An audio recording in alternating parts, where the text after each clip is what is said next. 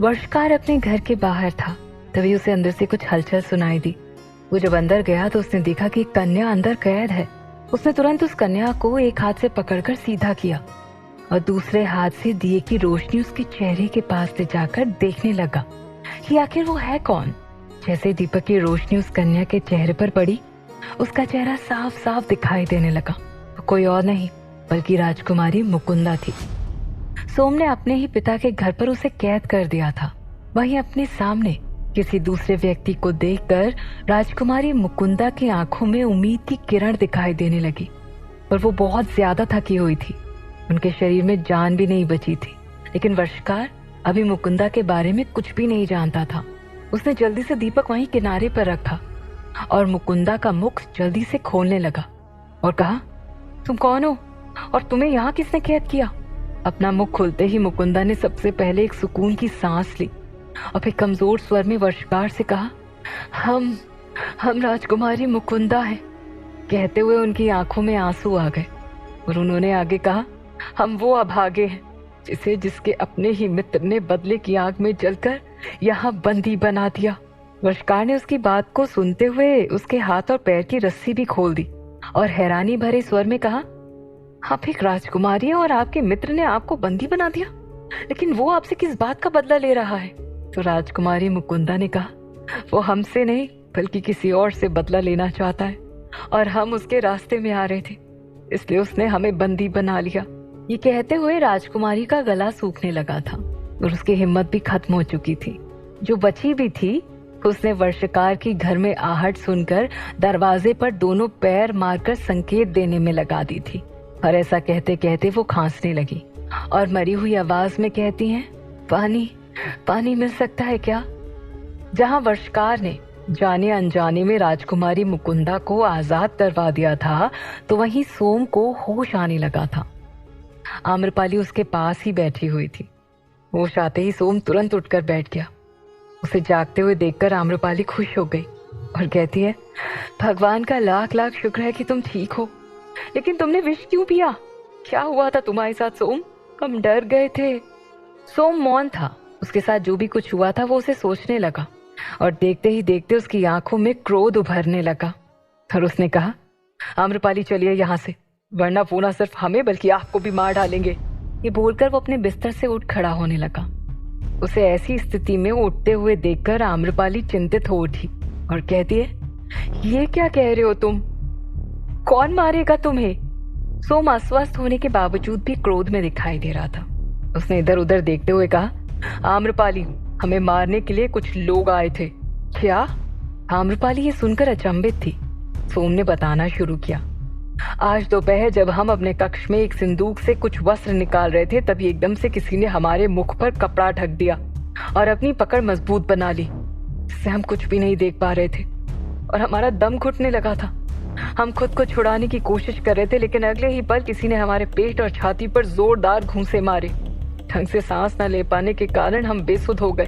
तब उन्होंने हमें जमीन पर धक्का देकर गिरा दिया और फिर? कहते हुए सोम की आंखों में खून तैरने लगा। उसने कहा, आम्रपाली, उन्होंने जो किया है ना, यदि हमारे सामने आ जाए तो हम उनकी हत्या कर देंगे।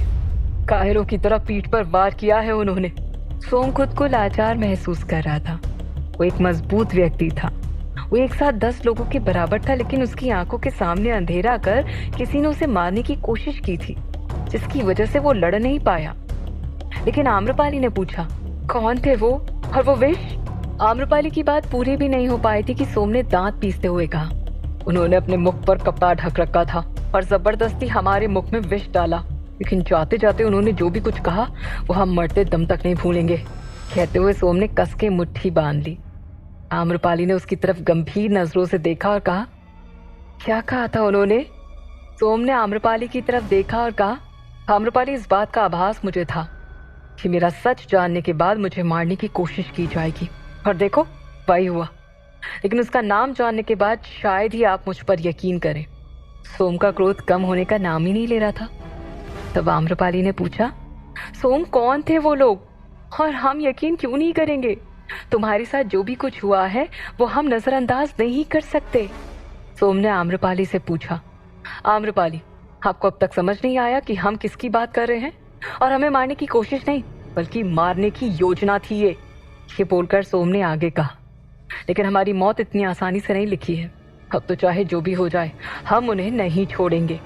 सोम के इस तरह भड़कने पर आम्रपाली ने कहा, सोम, यदि तुम्हें पता है कि किसने तुम्हें मारा है तो चलो चलो अभी सम्राट के पास और उन्हें सच बता दो, और फिर सम्राट उसे खुद सजा देंगे। आम्रपाली की बात पर सोम ने उसे घूर कर देखा और कहा, ये क्या कह रही हैं आम्रपाली? जो हमें मारना चाहता है आप उसी के पास हमें ले जा रही हैं? सोम, ये क्या बकवास कर रहे हो तुम? आम्रपाली सोम की बात सुनकर दुविधा में आ गई। सोम ने भी आम्रपाली की आंख में देखते हुए दृढ़ता से कहा, हमें पता था आप ऐसा ही कुछ कहेंगी। आम्रपाली, सम्राट ने हमें मारने की कोशिश की है, ये बकवास नहीं है। चारों तरफ पहरेदार हैं, इसके बावजूद भी दिन में कोई हमारे कक्ष में आता है और हमें आसानी से मारकर चला जाता है। ये सब इतना आसान नहीं है, यदि सम्राट का हाथ इसमें ना होता। ये सुनकर आम्रपाली सोम पर भड़क उठी और कहा, सोम बस, सम्राट कभी भी तुम्हें मारने का नहीं सोच सकते और तुम उन पर आरोप लगा रहे हो। तब सोम ने अपनी आवाज नीचे करते हुए कहा, जानना चाहती हूँ उन लोगों ने जाते जाते क्या कहा? ये सुनकर आम्रपाली मौन हो गई।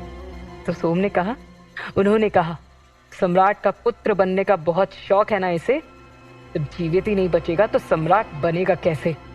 अब सम्राट सुकून से सो पाएंगे। इधर सोम की बात पर आम्रपाली निशब्द हो गई। उसके चेहरे का रंग फीका पड़ गया था।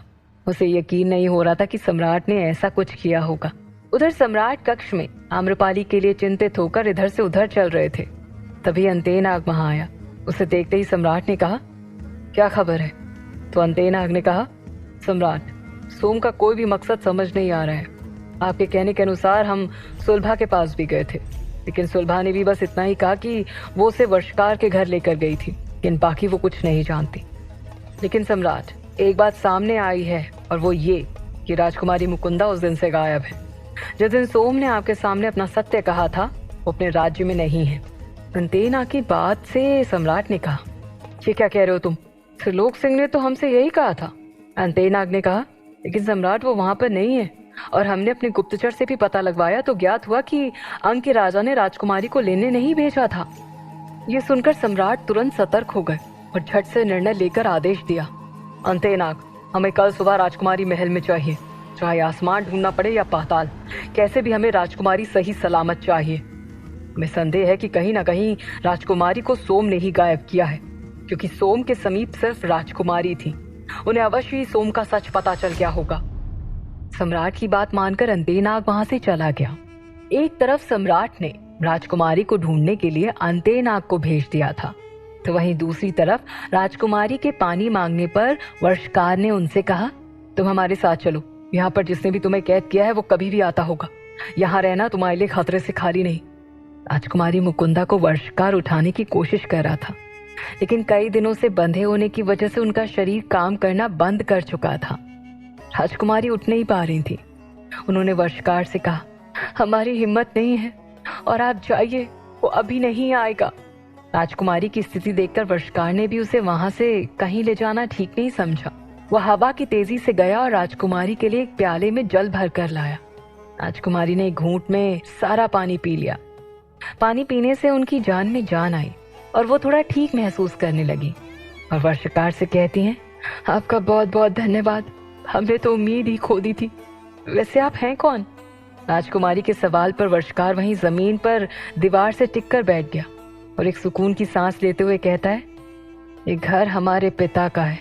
ये सुनकर राजकुमारी असमंजस्य में पड़ गई। वो कुछ समझ पाती उससे पहले वर्षकार ने कहा, लेकिन हमारा दुर्भाग्य देखो, हम यहाँ रह नहीं पाए और आज जब घर लौट के आए तो इस घर में कोई नहीं है। तभी राजकुमारी एकाएक बोल पड़ी, ये घर किसका है और आप कौन हैं? राजकुमारी अंदर कैद थी, इसलिए उन्हें पता नहीं था कि ये घर सोम के पिता का है।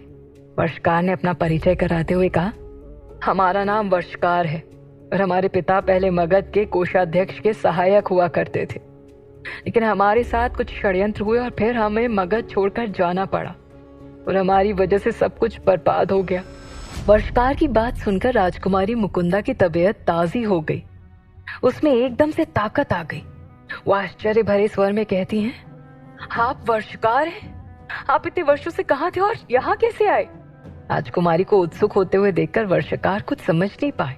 लेकिन उसने कहा, हाँ हम ही वर्षकार हैं, लेकिन तुम ऐसे क्यों पूछ रही हो, जैसे तुम हमें जानती हो। तो राजकुमारी ने कहा, आपको कैसे भूल सकते हैं, अभी कुछ महीने पूर्व ही हम आपके पिता से मिले थे, उन्होंने ही हमें आपके बारे में बताया था। लेकिन आप तो कहीं चले गए थे ना, फिर अचानक वापस आने की वजह, पहले तुम ये बताओ, तुम हमारे पिता के पास क्यों आई थी और कहाँ है वो। राजकुमारी के साथ साथ वर्षकार के दिमाग में भी कई सारे सवालों ने घर बना लिया था। राजकुमारी ने मायूस स्वर में कहा, हम यहाँ आपके पुत्र के साथ आए थे। वर्षकार ने भी अचंभित होते हुए कहा, हमारे पुत्र के साथ? क्या तुम सोम की बात कर रही हो? राजकुमारी वर्षकार की नजरों में बिना देखे कहती हैं, हाँ हम सोम के साथ यहाँ पर आए थे। ये कहकर राजकुमारी ने सोम के बारे में शुरू से लेकर आखिरी तक सारी बातें बताई कि कैसे वो सोम से मिली और फिर मगध में क्या हुआ, और उस ताबीज से लेकर सोम का सम्राट के प्रति क्रोध, सब कुछ राजकुमारी ने वर्षकार को बता दिया था। और अंत में कहा, हमने सोम को रोकने की बहुत कोशिश की, लेकिन सोम ने हमें यहाँ बंदी बना दिया।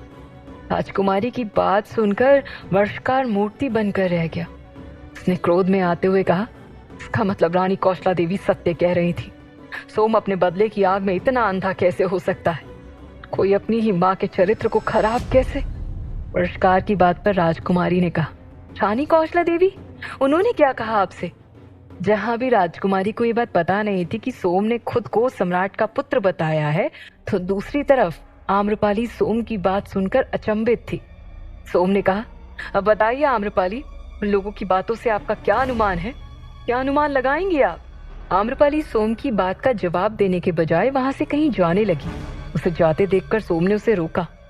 कहाँ जा रही हैं आप? तो आम्रपाली ने कहा, सम्राट के पास, हमें जानना है कि उन्होंने ऐसा क्यों किया। अब क्या पूछना बाकी रह गया आम्रपाली? आपको लगता है कि वो आपके कहने पर स्वीकार कर लेंगे कि उन्होंने हमें मारने की कोशिश की है?